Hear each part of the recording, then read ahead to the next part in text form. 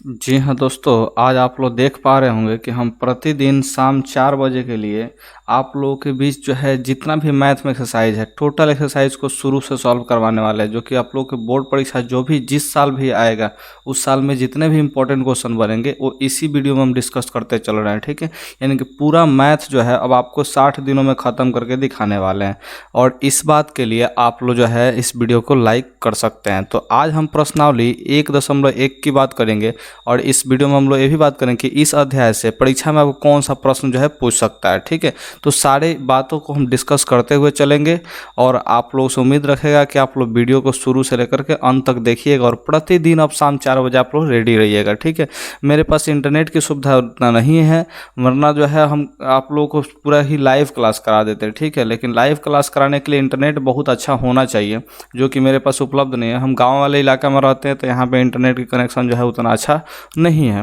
Broadband का approach कर रहे हैं, ब्रॉडबैंड मिल नहीं पा रहा हमको, तो इसलिए जो है अभी फ़िलहाल तो लाइव क्लासेस नहीं हो सकता है। लेकिन जैसे ही हमारे पास ब्रॉडबैंड का सुविधा उपलब्ध होगा आप लोग के लिए लाइव क्लासेस कंडक्ट करना स्टार्ट कर देंगे। ठीक है, तो चलिए हम सबसे पहले यहाँ पे पहला क्वेश्चन पे आ जाते हैं। तो एक्सरसाइज जो आपका 1.1 है, इसमें सबसे पहला क्वेश्चन में जो है 3 गो क्वेश्चन है और ये तीनों क्वेश्चन एक ही विधि से बनाना है। उसका नाम है यूक्लिड विभाजन एल्गोरिथम। अब यूक्लिड विभाजन एल्गोरिथम क्या होता है इसके बारे में थोड़ा सा चर्चा करने का हम लोग प्रयास करेंगे। ठीक है, तो यहाँ पे आप लोग देख सकते हैं यूक्लिड विभाजन एल्गोरिथम को। ठीक है, तो ये हमने जो है एनसीईआरटी का ही एक पेज है। ठीक है, एनसीईआरटी किताब का पेज है, हमने रखा हुआ है। तो इसमें आप लोग प्रमेय 1.1 को थोड़ा सा ध्यान से देखिए। प्रमेय 1.1 जो है यूक्लिड विभाजन प्रमेय क्या कहता है, क्या कहता है कि दो धनात्मक पूर्णांक ए और बी दिए रहने पर ऐसी अद्वितीय पूर्ण संख्या, अद्वितीय का मतलब होता है यूनिक। ठीक है, यानी कि इसके जैसा कोई नहीं, अद्वितीय पूर्ण संख्याएं Q और R विद्यमान है कि A बराबर बी क्यू प्लस आर। इस बात को थोड़ा सा ध्यान रखिएगा। ठीक है, जहाँ पे जीरो जो होगा वो R से छोटा, जीरो जो होगा R के बराबर होगा, नहीं तो जीरो से R जो है बड़ा होगा और B जो है हमेशा B से R जो है हमेशा छोटा ही होगा। अब इस बात को थोड़ा सा समझने का प्रयास करते हैं। क्या समझते हैं जी, जैसे मान चले कि हम 3 गो संख्या, 2 गो संख्या लेते हैं, वो A और B यहाँ पे कहा था ना जी, तो हम उसके जगह पे थोड़ा सा ध्यान दीजिए जी, 3 और 5 ले लेते हैं।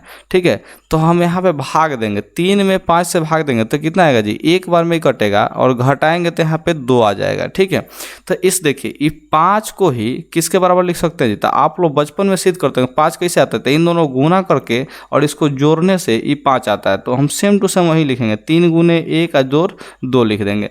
अब यहाँ पे जो है आप लोग देख सकते हैं, अब इसमें किसका बात कर रहा है जी, आर का बात कर रहा है। आर जो रिमाइंडर होता है तो इस 2 का हम बात कर देते हैं। तो 2 जो है आप लोग देख पा रहे होंगे कि या तो यहाँ पे 2 जो है देखिए ये जो घटाते हैं तो पूरा का पूरा कट जाता है, यानी कि 0 शेष हो जाता है, और नहीं तो 0 से बड़ा होता है। ठीक है, 0 होता है, नहीं तो क्या होता है 0 से बड़ा होता है। लेकिन आप लोग जरूर देखते होंगे कि जिससे भाग दिए रहते हैं उससे ही हमेशा छोटा ही रहता है। ठीक है, तभी तो शेष बचता है। तो यानी कि ये 3 से हमेशा छोटा है। अब इसी कंडीशन को यूक्लिड विभाजन एल्गोरिथम पे समझने का प्रयास करते हैं। ठीक है, देखिए इसमें कहा जाता है कि ए को हमको बी से भाग देना है। ठीक है, ए को हमें किससे भाग देना है जी, बी से। तो ये मान के चलते हैं कि क्यूशिएंट क्यू प्राप्त होता है, यानी कि भागफल क्यू प्राप्त हो जाता है। ठीक है, और जब भागफल क्यू प्राप्त होता है तो उस कंडीशन में शेषफल जो है आर प्राप्त होता है। तो यहाँ ऐसा स्थिति बनेगा कि जो ए होगा वो किसके बराबर होगा, तो ए बराबर होगा बी और क्यू को गुणा करेंगे और किसको जोड़ देंगे जी, शेषफल आर को जोड़ देंगे। तो इस तरह से हमारा किसका मान प्राप्त हो जाएगा, ए का मान प्राप्त हो जाएगा। अब थोड़ा सा बात को समझिए, यहाँ पे आर के बारे में बात करना है। तो आर जो है यानी कि रिमाइंडर यानी कि शेषफल जो होता है वो 0 के बराबर हो सकता है और नहीं तो 0 से बड़ा हो सकता है, लेकिन हमेशा जिससे भाग दिए रहेंगे, यानी कि यहाँ पे बी से भाग देते हैं, बी से हमेशा क्या होगा जी, छोटा होगा। तो यहाँ पे आप लोग इस कंडीशन में इस बात को याद रखिएगा। अब यहाँ पे ए क्या है, तो ये तो ए का नाम सुन लीजिए, ए का नाम जो है भाज्य है। क्या है जी, ये भाज्य। और बी क्या है, तो भाजक है। याद रखिएगा, क्यू क्या है, भागफल है, और आर क्या है, तो शेषफल है। ठीक है, हम एक बार फिर से रिपीट कर देते हैं, ए जो है भाज्य है, बी जो है भाजक है, और क्यू जो है भागफल, और आर जो है शेषफल है। ठीक है, तो इस बात को आप लोग याद रखिएगा, ये बहुत ही इंपॉर्टेंट फैक्ट है और इस पे जो है आप लोगों का परीक्षा में सवाल हमेशा पूछा करता है, इसलिए इसको हम बताना जरूरी समझें। ठीक है, तो अब आइए हम लोग एक्सरसाइज पे चले आते हैं। एक्सरसाइज पे अच्छा, इस बात में थोड़ा सा ये भी ध्यान रखिएगा, इस प्रमेय को देखिए, यूक्लिड विभाजन एल्गोरिथम एल्गोरिथम भी कह देते हैं और इसको यूक्लिड भाजन लेमा भी कह देते हैं। लेमा भी कहेगा, हिंदी में लिख देता है इसे कि यूक्लिड भाजन लेमा क्या है, तो इसको भी ध्यान में आप लोग रखिएगा, ठीक है। तो ये जो है, अच्छा ये भी पूछ सकता है कि ये क्या है, यूक्लिड भाजन एल्गोरिथम क्या है, तो आप लोग ध्यान रखिएगा, एगो HCF निकालने का ही तकनीक है।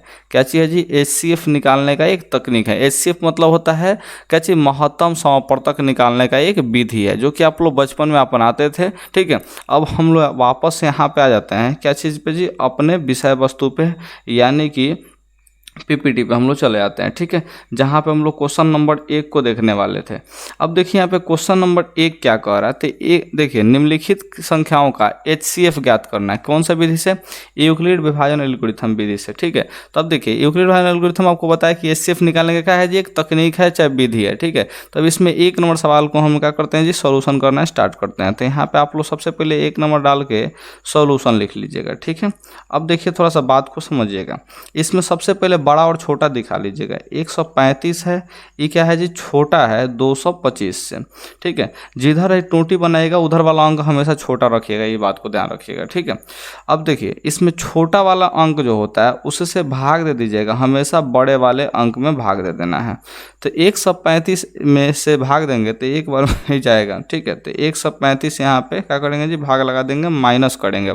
तो 5 में से 5 घटेगा तो आपका 0 हो जाएगा, और 2 में से 3 नहीं घटे तो हाथ से ले लेंगे, तो 12 में से 3 घटे तो 9 हो जाएगा, और यहाँ पे 1 में से 1 घटेगा तो 0 हो जाएगा। तो यहाँ पे 90 बचा। अब लिखेंगे यूक्लिड विभाजन एल्गोरिथम के अनुसार, किसके अनुसार लिखेंगे जी? यूक्लिड विभाजन एल्गोरिथम, ठीक है। यहाँ पे आप लोग लिख लीजिएगा थोड़ा बढ़िया से, ठीक है।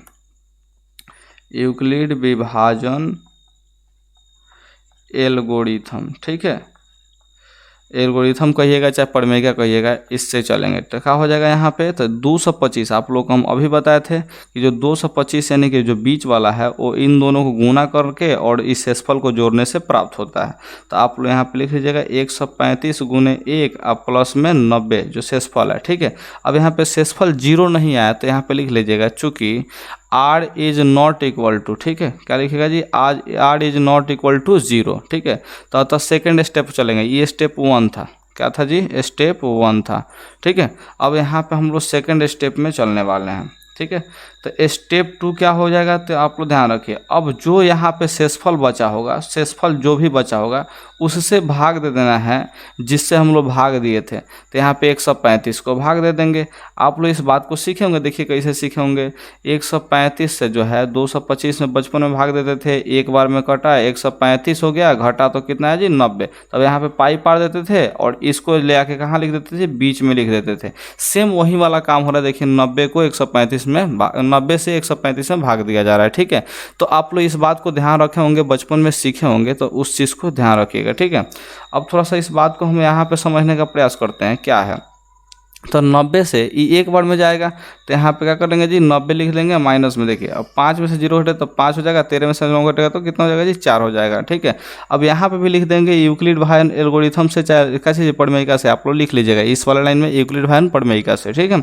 अब यहाँ पे फिर क्या होगा जी? बीच वाला जो संख्या होगा वो दोनों साइड वाले संख्या के गुणा और कैसे शेषफल को जोड़ने से प्राप्त होगा, यानी कि 135 बराबर जो हो जाएगा वो 90 गुने 1 जोड़ 45 को जोड़ने से प्राप्त होगा, ठीक है। तो लेकिन यहाँ भी शेषफल 0 नहीं आया, तो लिखेंगे चूँकि R is not equal to 0 लिखेंगे। तो फिर स्टेप 3 करेंगे, क्या करेंगे जी? स्टेप 3 करेंगे। जब तक शेषफल 0 नहीं आएगा तब तक आप लोग स्टेप करते जाएंगे। तो फिर आप लोग क्या कीजिएगा? अब यहाँ पे पाई खींचते थे और इस जो 90 भाग दे रहे हैं उसको इस बीच में लिख देते थे, तो वहीं वाला काम करेंगे। 45 से अब भाग दे देंगे जिससे भाग दिए थे उसमें, ठीक है, यानी कि 90 में भाग दे देंगे। सेम टू सेम वही वाला देखिए, यहाँ पे भाग देते थे, कुछ शेषफल आता था, फिर इसमें अब यहाँ वाला जो संख्या था उसको यहाँ पे लिखते थे, ठीक है। और फिर भाग लगाते थे, और फिर जो शेषफल बचा था उसको क्या करते थे? यहाँ वाला संख्या में लिख दे के भाग लगाते थे। तो इस तरह से आप लोग बचपन में किए करते होंगे, ठीक है। तो उसी चीज़ का आज यहाँ पे उपयोग कर पा रहे हैं आप लोग, ठीक है। देखिए क्या है, तो 45 से 2 बार में अब कट जाएगा। अब यहाँ पे शेषफल क्या आ गया जी? 0 आ गया। तो फिर से आप लोग लिख लीजिएगा यूक्लिड विभाजन एल्गोरिथम से, यूक्लिड विभाजन प्रमेयिका से, और क्या लिखेगा जी? 90 बराबर 45 गुने 2 जोड़ 0।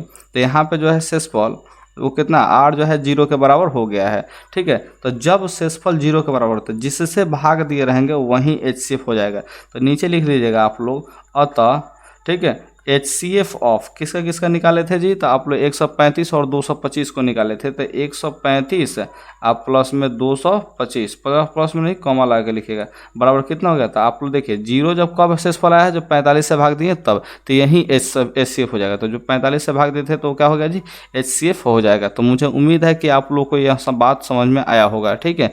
और ऐसे ही आप लोग को बनाना है, जितना स्टेप लिखना होगा देखिए स्टेप लिखिएगा और यहाँ पे स्पष्ट रूप से लिख दीजिएगा यूक्लिड भाइन एल्गोरिथम से। या फिर ये वाला बात लिखिएगा, फिर शेषफल अगर जीरो नहीं आया हो तो जीरो के बराबर नहीं कीजिएगा, अगर शेषफल जीरो के बराबर आ गया तो जीरो के बराबर कर दीजिएगा। जब जीरो के बराबर होगा तो जिससे भाग दिए रहेंगे, जिससे भाग दिए रहेंगे, इस बात को ध्यान रखिएगा, जौना संख्या से भाग दिए रहेंगे वही संख्या का हो जाएगा जी HCF हो जाएगा। तो इस तरह से आप लोग को बनाइएगा तो आपका 2 मार्क्स आ जाएगा। और इस टाइप के सवाल जो है हमेशा से परीक्षा में पूछते आ रहा है और इस बार भी शायद इस पे आधारित सवाल पूछेगा, तो आपको HCF निकालने आना चाहिए। अब चलिए हम लोग 2 नंबर सवाल को देख लेते हैं कि 2 नंबर सवाल क्या है। इसके लिए सारे क्वेश्चन, सारे जितने भी चीज़ हैं मिटा रहे हैं, तो इसलिए आप लोग स्क्रीनशॉट ले लीजिए, ठीक है। तो अब यहाँ पे समझिए 2 नंबर 196 और 38 225 का 220 का HCF ज्ञात करना है। तो फिर से आप लोगों को वही काम करना होगा, सॉल्यूशन लिखना होगा और सॉल्यूशन लिखने के बाद क्या कि बड़ा छोटा दिखाना होगा। तो यहाँ पे आप लोग स्पष्ट रूप से देख पा रहे हैं कि 196 जो क्या चीज़ छोटा है, 38 220 से छोटा है, तो आप लोग क्या करते थे, भाग देते थे। तो यहाँ पे लिखिएगा अतः 196 से यानी कि छोटा वाला से बड़ा वाला में भाग देना है, तो बड़ा वाला में आप लोग भाग दे देना है, ठीक है। ये देखिए अब 196 जो है आप लोग कितना बार जाना, इस दुनिया का 38 होता है लेकिन एक बड़ा हो जाएगा, तो अब सोच समझिए एक बार में ही जाएगा। कितना बार में जाएगा जी, एक बार में। तो 19 196 का 196 हो जाएगा। अब घटेगा तो कितना आएगा, तो यहाँ पे देखिए 2 में से 6 घटेगा तो कितना जी, 12 में से 6 घटेगा तो 6 हो जाएगा। अब एक हार से 7 में से 9 नहीं घटे तो 17 में से 9 घटेगा तो 8 हो जाएगा, और 2 में से 1 घटेगा तो 1 हो जाएगा। आपको घटा दें तो आता ही होगा, तो यहाँ पे क्या कीजिएगा, हटा लीजिएगा, उसको जो है 2 उतारते हैं तो 2 लिख लीजिएगा। अब देखिए ये हम अब अंदाज लगाएंगे कितना बार में जा सकता है। तो 19 का पारा कितना बार पढ़ेंगे कि 186 के आसपास हो जाएगा। तो आप लोग 19 नवा 171 जानते होंगे। 19 का पारा अगर 9 बार पढ़ेंगे तो कितना आएगा जी, 171 आएगा, जो कि देखिए 186 के आसपास है। तो हम यहाँ पे 9 बार लेकर के जा सकते हैं। तब देखिए 9 में 6 से गुना होगा तो 9 6 54 के 4, हारसिल 5 हो जाएगा, और फिर 9 9 81 है, 5 कितना हो जाएगा जी, तो 86, हारसिल 8, और 9 एकम 9 8 कितना जी 17। तो यहाँ पे 1764 आ जाएगा। तो यहाँ पे 2 में से 4 घटेगा नहीं, 12 में से 4 घटेगा तो कितना हो जाएगा जी, 8 हो जाएगा। 15 में से 6 घटेगा तो 9 हो जाएगा, और 7 में 7 जीरो, और यहाँ पे कितना जी, ये जो है 1 में से 1 घटेगा तो 0 हो जाएगा। तो यहाँ पे 0 कर लेते हैं। अब हमको यहाँ पे अंत में 0 लाना है। कितना लाना है जी, अंत में 0, ठीक है। तो देख पा रहे हैं कि अंत में 0 कैसे आएगा, जो 6 में 5 से गुना करेंगे तभी आएगा। और यहाँ पे हम ये भी साथ में देखेंगे 19 25 95, देखिए 98 के आसपास हो रहा है, तो इसे छोटा ही तो रखना है, तो हम भाग लगाते हैं। तो 6 में 5 से गुना करेंगे तो 6 5 30 का 0, हारसिल 3, 19 25 95 3 98 जाए तो पूरा पूरा कट गया जी। तो यहाँ पे शेषफल 0 आ गया। तो आप लोग क्या सीखे थे कि जब शेषफल 0 आएगा तो जिससे भाग दिए रहेंगे वहीं क्या हो जाएगा जी, HCF हो जाएगा। तो यहाँ पे आप लोग बात का लिखिएगा, यूक्लिड विभाजन लिखिएगा ना जी, यूक्लिड विभाजन प्रमेयिका से चाहे एल्गोरिथम से, ठीक है, जिससे भी लिखना होगा, ठीक है, लिख लीजिएगा प्रमेयिका से।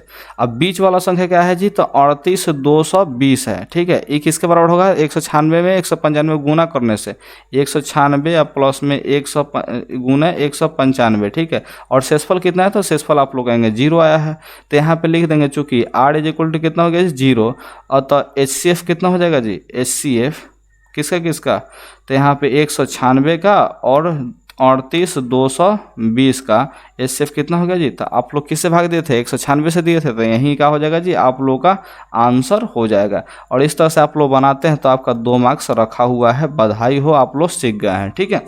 अब उसी तरह से 867 और 255 का जो है आप लोग HCF निकाल करके मुझे इंस्टाग्राम पर ज़रूर भेजिए, ठीक है। किससे भेजिएगा जी, इंस्टाग्राम पे। आप लोग देखिएगा ठीक है जी, डिस्क्रिप्शन में लिंक दिया होगा मेरे इंस्टाग्राम ID का। अगर नहीं दिया हो तो आप लोग जाके इस इंस्टाग्राम पर सर्च कर लीजिएगा, सफलता एक्सप्रेस। क्या सर्च कीजिएगा जी, सफलता एक्सप्रेस, और 1916 जरूर लगा लीजिएगा। ये मेरे कोचिंग का नाम है सफलता एक्सप्रेस, और एक कोड है 1916, ठीक है। तो आप लोग इसको जरूर लगा लीजिएगा, और सर्च कर देंगे तो मेरा ID आ जाएगा। वहाँ पे आप लोग इंस्टाग्राम के DM में मैसेज कर दीजिएगा और पोस्ट कीजिएगा, तो आपको हम चेक करके बता देंगे। एकदम गारंटी है कि हम चेक करके आपका जो है बताएंगे ही बताएंगे, ठीक है। तो आप लोग जरूर जाके इंस्टाग्राम पर एक बार कमेंट कीजिए, चाहे जो भी आप लोग का प्रॉब्लम है वहाँ पर शेयर कीजिए, ठीक है। इस क्वेश्चन को जरूर बनाइएगा। अगर आपसे गलती बनता है तो हम आपको बना के पार्टिकुलरली आपको हम भेजेंगे, ठीक है। इस बात का ध्यान रखिएगा, पूरा पूरा आपको ध्यान रखा जाएगा। मुझे उम्मीद है कि आप लोग मेरे बात को समझ रहे होंगे। तो चलिए अब हम लोग 2 नंबर क्वेश्चन की तरफ आगे बढ़ते हैं, ठीक है। 2 नंबर क्वेश्चन क्या कह रहा है कि दर्शाइए कि कोई भी धनात्मक विषम पूर्णांक 6³ + 1 और 6³ + 3 और 6³ + 5 के रूप का होता है। अब थोड़ा सा इस बात को, इसको डाटा को ध्यान रखिए।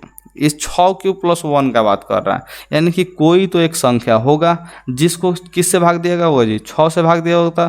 तो यहाँ पे भागफल कितना आया होगा जी, q आया होगा, और शेषफल कितना आया होगा जी, 1 आया होगा। यानी कि जो a है वो किसके बराबर होगा जी, है 6q, 6 में q से गुना होगा, प्लस में 1 को जोड़ेंगे तो यही 6q + 1 आया होगा। यानी कि आप लोग को यहाँ पे भाजक कितना मानना होगा जी, 6। भाजक कितना मांगना होगा जी, 6, ठीक है। और यहाँ पे क्या हो जाएगा जी, क्यूशिएंट कितना मानना होगा, आप लोगों को q मानना होगा। और फिर रिमाइंडर जो है देखिए 6 से छोटा ही होगा। आप लोगों को बताए हैं कि 0 से क्या होगा जी, बड़ा होगा चाहे बराबर होगा, लेकिन हमेशा b से छोटा होता है। b की जगह पे यहाँ पे आपका आ गया जी 6, तो 6 से छोटा होगा, यानी कि 0 से 6 के बीच का होगा। तो उसी में से हम लोग को छांटना है, तो इस बात को आप लोग थोड़ा सा ध्यान रखिए। तो अब इसी चीज़ का हम लोग उपयोग करके इसको सिद्ध करने वाले हैं। तो मुझे उम्मीद है कि आप लोग मेरे बात को समझ पा रहे होंगे, ठीक है। अब समझ इसलिए पा रहे होंगे क्योंकि हम समझा भी वैसे ही रहने जैसा आपको समझ में आ जाए। तो सबसे पहले आप लोग का लिखना है जी, सॉल्यूशन लिख देना है। तो सॉल्यूशन लिख लीजिएगा, और क्या लिखिएगा, तो देखिए माना कि जैसे जैसे लिख रहे हैं वैसे ही वैसे आपको परीक्षा में लिखना है, क्योंकि हम परीक्षा में लिखने का तरीका यही होता है, दूसरा कुछ तरीका होता नहीं है, ठीक है। ये भी 2 नंबर का क्वेश्चन कई बार पूछा हुआ है, ठीक है। तो 2 मार्क्स के लिए आप लोग इसका प्रिपरेशन करना बहुत ही ज़रूरी है। ये इंपॉर्टेंट क्वेश्चन है, इसलिए हम आपको शेयर कर रहे हैं, ठीक है। माना कि एक धनात्मक विषम पूर्णांक, जो भी कहा रहेगा वही मानेंगे। एक धनात्मक विषम पूर्णांक मान लेंगे, धनात्मक, ठीक है, विषम पूर्णांक क्या मान लेंगे जी, a है, ठीक है, मान लिए। जिसे यहीं पे लिखते चलेंगे, जिसे एक संख्या 6 से भाग देने पर भागफल कितना की आ रहा था जी, q आ रहा था, ठीक है। भागफल q प्राप्त होता है। क्या प्राप्त होता है जी, भागफल q प्राप्त होता है। हमने क्या किया कि a में जो है 6 से भाग दिया तो भागफल q आया। तो शेषफल अनुमान से क्या हो सकता है, या तो पूरा पूरा कट जाएगा तो 0 आ जाएगा, नहीं तो 1 बचेगा, नहीं तो 2 बचेगा, नहीं तो 3 बचेगा, नहीं तो 4 बचेगा, नहीं तो 5 बचेगा, लेकिन 6 नहीं बचेगा, क्योंकि 6 बचेगा तो एक बार में फिर कट जाएगा, तो 6 तो बचने देगा नहीं, ठीक है। तो 0 से लेकर के 1 से 5 के, 0 से लेकर 5 के बीच में हो सकता है, ठीक है। तो यहाँ पे लिखेंगे अतः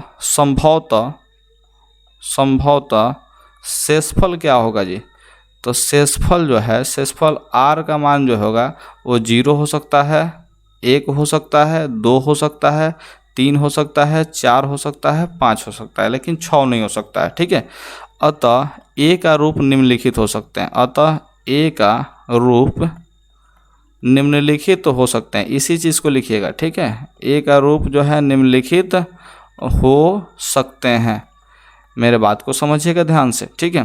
तो a का रूप क्या हो सकता है जी, तो 6q प्लस में 0 हो सकता है, और नहीं तो 6q और प्लस में 1 हो सकता है, या फिर 6q और प्लस में 2 हो सकता है, या फिर 6q प्लस में 3 हो सकता है, या फिर 6q प्लस में 4 हो सकता है, या फिर 6q प्लस में 5 हो सकता है।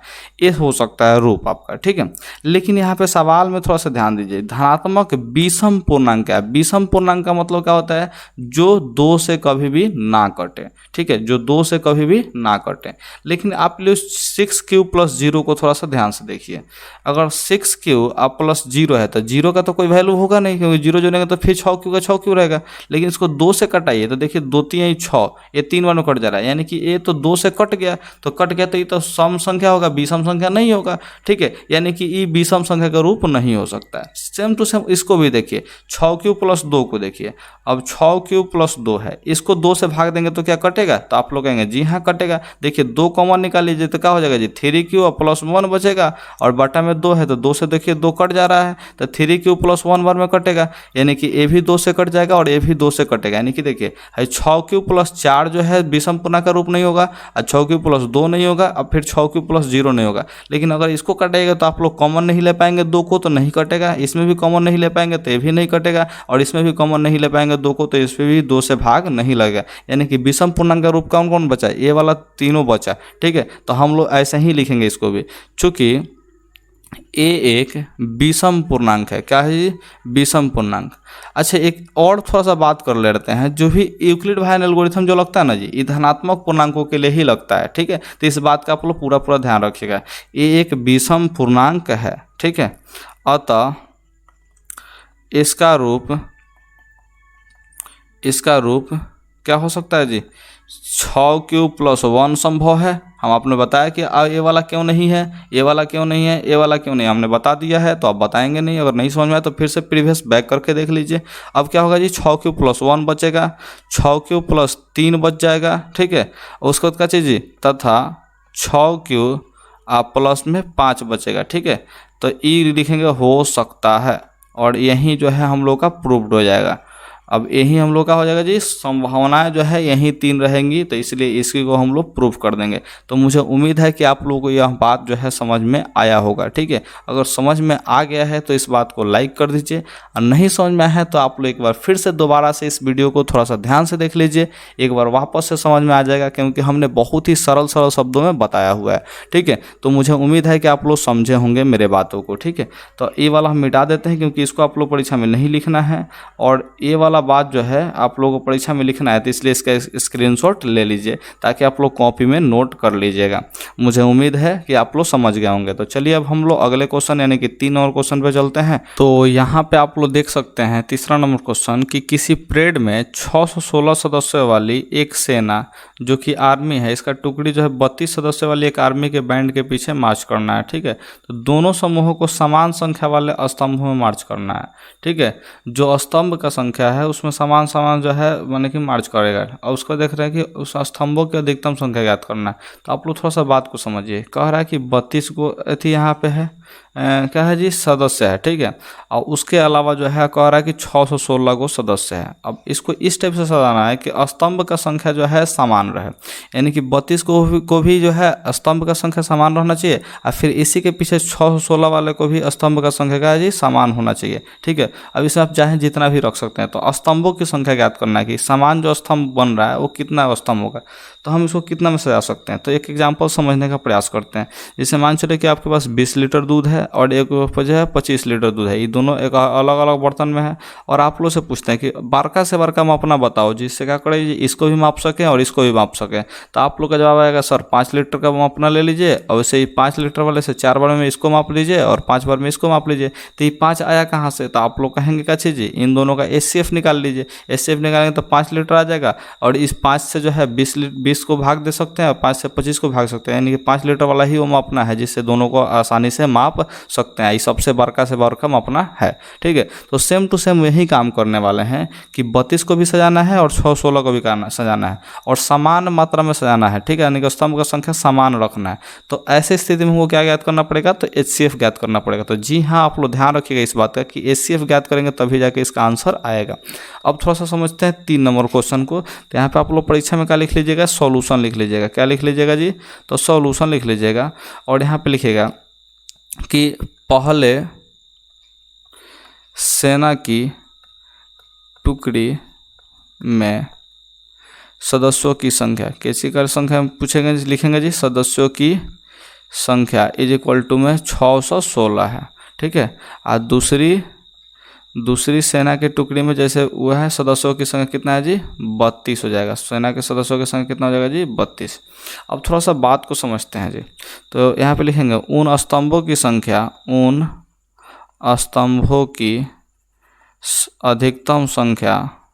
अधिकतम संख्या इज इक्वल टू क्या हो जाएगा जी, तो HCF ऑफ ये F है। ठीक है, कितना जी, 32 और 616।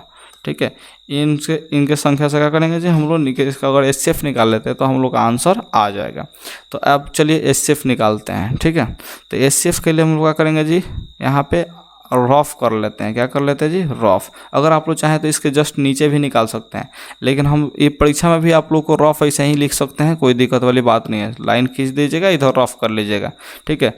तो 32 से जो है हम लोग 616 को भाग देंगे, ठीक है। तो ये एक बार में जाएगा, क्योंकि 32 दूना के 64 हो जाता है, जो कि 61 से बड़ा हो जाएगा, तो दो बार नहीं ले जा सकते। तो एक बार लेके जाएंगे तो 32 होगा।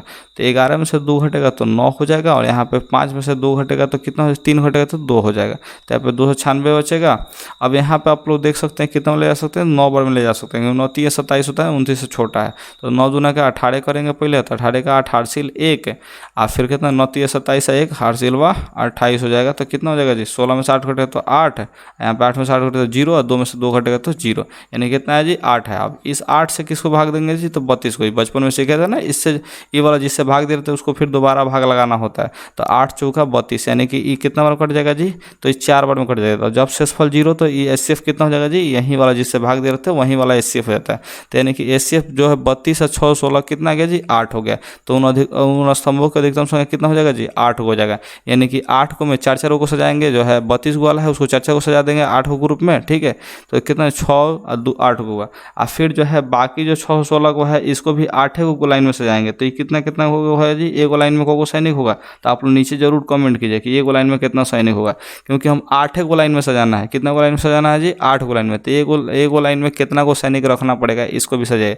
लेकिन इसमें तो आप लोग को पता चलेगा 8 चौका 32, यानी कि 4 को सैनिक रहेगा। एक लाइन में 4 को सैनिक, एक लाइन में 4 को सैनिक, एक लाइन में 4 को सैनिक, ऐसे करके कितना 8 को स्तंभ हो गया। तो 32 को ही तो कंप्लीट हो गया। इसके पीछे 16 वाले लोग को मार्च करना है। तो क्या हो जाएगा जी? इनके स्तंभों में को सैनिक का संख्या होगा, इसको नीचे जरूर कमेंट कीजिए, ठीक है। तो आप लोग इस बात को ध्यान रखिएगा। अब चलते हैं अगले नंबर क्वेश्चन पे। तो अगला नंबर क्वेश्चन क्या है? 4 नंबर है। देखिए इसको ध्यान सब समझिएगा। यूक्लिड भारण परिमेय का प्रयोग करके दर्शाइए कि किसी धनात्मक पूर्णांक का जो वर्ग है किसी पूर्णांक m के लिए 3m या 3m+1 के रूप का होता है। अब इसको बात को थोड़ा सा ध्यान समझिएगा जी। इसको बनाने से कोई फ़ायदा नहीं है। क्यों? क्योंकि ये बोर्ड में जो है आप लोगों से पूछेगा नहीं, ठीक है। और इसको पूछना भी होगा तो 2 मार्क्स में पूछेगा। और अगर पूछता भी है 2 मार्क्स के लिए, तो आप लोग थोड़ा सा बात को ध्यान रखिए। 2 मार्क्स के लिए अगर ये 1.5 पेज का सवाल बनेगा, कितना पेज में जाएगा जी? 1.5 पेज में जाएगा, ठीक है। कम से कम कितना पेज में जाएगा? 1.5 पेज में। अब 1.5 पेज के सवाल बनाएगा, अब बनाने के बाद जो है आपको 2 मार्क्स मिलेगा, तो कोई फ़ायदा है नहीं, ठीक है। तो इस सवाल को आप लोग एग्जाम में मत बनाइएगा, कोई फ़ायदा नहीं है, ठीक है, कोई फ़ायदा नहीं है। तो मुझे उम्मीद है कि आप लोग मेरे बात को समझे होंगे, ठीक है।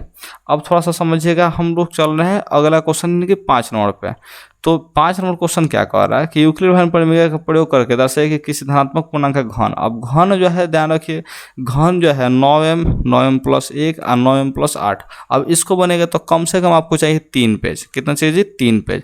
अब कुछ लोग जो है ट्रिक से बना लेते हैं कि b का मान जो है 1 2 3 रख लेते हैं। कितना जी? 1 2 3 रख लेते हैं, अब बना देते हैं। तो अब वो ऐसे बनेगा तो आपका तो है सीधे सीधे गलती काट दिया जाएगा। इस बात को ध्यान रखिएगा।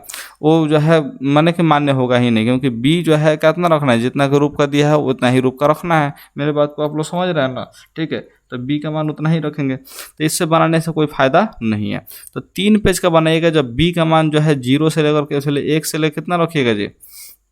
बी का मान जो है वो 3 तक नहीं रख के कितना रखिएगा जी? आप लोग 9 रखिएगा, तब जाके ये बनाइएगा तो क्या होगा जी? आंसर इसका परफेक्टली आएगा, ठीक है। और ये सवाल जो है 5 नंबर में पूछेगा, लेकिन अब 5 नंबर के लिए 3 पेज बर्बाद कीजिएगा तो ये भी कहीं भी जायज़ नहीं है। तो अगर ये दोनों क्वेश्चन 4 नंबर क्वेश्चन और 5 नंबर क्वेश्चन कभी भी आप लोग को परीक्षा में पूछ दिया जाए गलती से भी, ऐसे तो पूछेगा नहीं लेकिन गलती से भी पूछ दिया जाए, तो उसको छोड़ दीजिएगा, बनाइएगा मत। क्योंकि टाइम आपके लिए बहुत इंपॉर्टेंट होगा। टाइम बचाइएगा तो ज़्यादा से ज़्यादा क्वेश्चन बनेगा। क्योंकि आप तो पैटर्न ऐसा चल गया कि आप लोगों को क्वेश्चन छोड़ना है, तो कौन सा क्वेश्चन छोड़ना है इसको तो आना चाहिए ना आप लोगों को। तो ऐसा क्वेश्चन पूछेगा तो क्या कीजिएगा जी? उसको छोड़ सकते हैं। मुझे उम्मीद है कि आप लोग मेरे बात को समझे होंगे। और हम क्यों 4 नंबर और 5 नंबर क्वेश्चन को यहाँ पे सॉल्व नहीं कर रहे हैं, क्योंकि आपको सीखने की ज़रूरत ही नहीं है इसको, ठीक है। क्योंकि आप लोग का एग्जाम जो है आने वाला है, जस्ट एग्जाम आने वाला है। अगर लंबा लंबा वीडियो होगा तो फिर बर्बाद हो जाएगा, ठीक है। तो अब अगले वीडियो का इंतजार कीजिए जिसमें 1.2 का संपूर्ण सॉल्यूशन लेके आएंगे।